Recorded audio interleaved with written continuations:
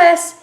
So today I'm working into the plate that we were working on last week, or in the last video, and I'm working on top of white clay. I know the white clay does not look white right now, but it does turn very white once it is fired. So just remember, those impurities are going to burn out and it will be significantly lighter later. And even so, when I'm working on top, if I want a really opaque coat, I have to work in about layers of 3 to really get it nice and opaque. Otherwise, it's going to be streaky. And also, you have to wait until just after leather hard. If it's too wet, it's just going to smear on the surface. And this plate is about perfect. It has been setting up for a while, and I can't really move the clay on the surface that much anymore. It's just on the other side of leather hard. And that's exactly where you want it. You can see that I'm playing around with an image, and I just recently smeared my hand right through the center, which is good. Well, it's not good, but then I can show you how to fix it. You can see it on my finger. So while I let that set up, I'll show you how to fix something that you screw up. So this area here where I have the petals, I just want that to be white. And here in the center, I had put some pink or mauve, or I don't even know what color that is in the kit. But you are going to be getting some new colors coming through this week. So hopefully, if you want to use more reds and stuff, you should be able to sign up for a time to go pick those up. I am going to test this though, and it looks like a really nice complementary color to the chartreuse. And so I almost don't mind playing around with it, although pink has never been a color that I gravitated to. Now I'm going to work some more layers on top, and there's going to be another layer here as well. I mean, obviously I couldn't get much of a coat on there. You do have to let it set up, but eventually you'll be able to work on top. So that's painting on top of white, and I need to do some more work to it, but we'll just set that aside for a minute. Now this is my red clay plate that we were working on with a kind of scalloped foot. And with this one, if I'm gonna paint on top of it, I really need to add some white slip.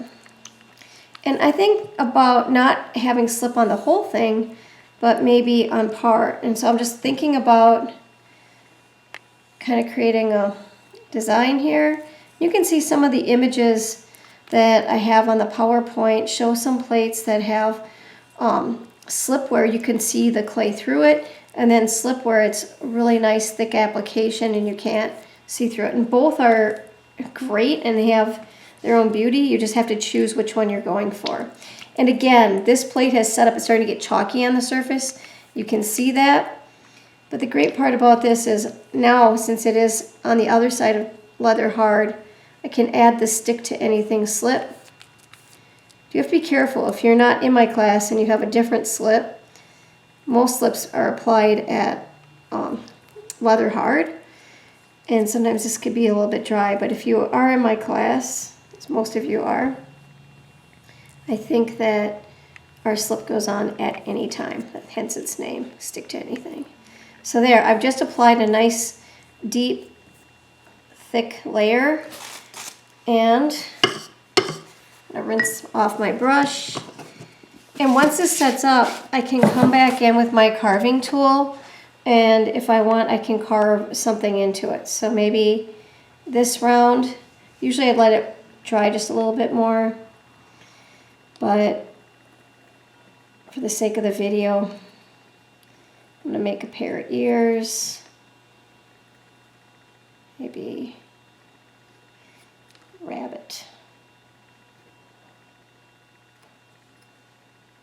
You can see it kind of sticks to itself when it rehydrates, but it'll work.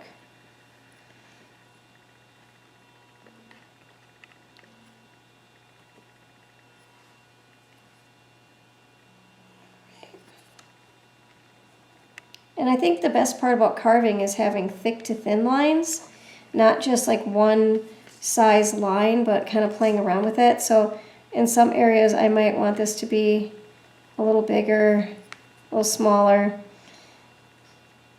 And that's going to make that line variation and the line weight just a little bit more interesting.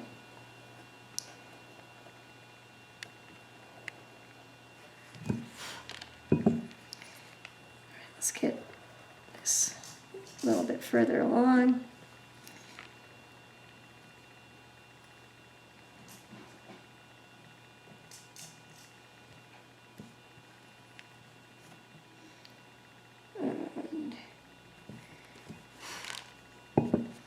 And when you're all done, you can brush away those little spare particles.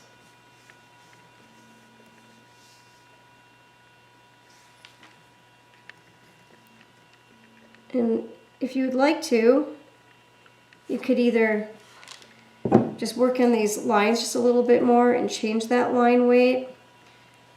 And then when you're all done, you can paint inside of it some more if you're interested in doing that.